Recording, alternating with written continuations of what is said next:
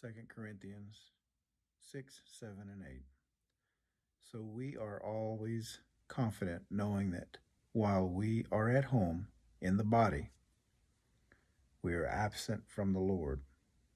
For we walk by faith, not by sight. We are confident, yes, well pleased, rather to be absent from the body and to be present with the Lord.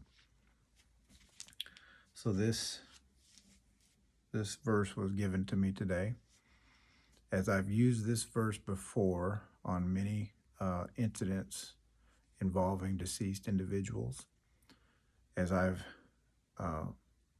consulted the family or tried to talk with them with their grief, I've told them that absent of the body is in the presence of the Lord. And something also that this has done for me as an investigator and somebody that has to go to these scenes, the grief that I feel on these scenes has changed, knowing that they're absent of the body, they're in the presence of the Lord. When I tell this to the families that are grieving, they always tell me thank you, and they always tell me that it helps to hear this. Well, sadly, I had to tell my family this today because a family member passed. And as sad as that is, it's a relief to know that they're in front of the Lord. And when they're not roaming around on this planet anymore, they're not in their empty shell. They're in front of the Lord. The Bible also says every knee shall bow.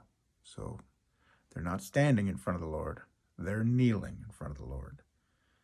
So wanted to share that with you.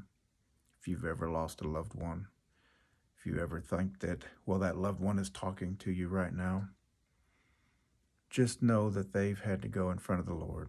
That's where they're at. They're not here anymore. They've moved on. They will move on. The Bible says so, and I believe it with all my heart that this is exactly what happens. This has changed my perception of death and life. So maybe it'll help you, but I so encourage you to read the Bible. I so encourage you to give your life to Christ and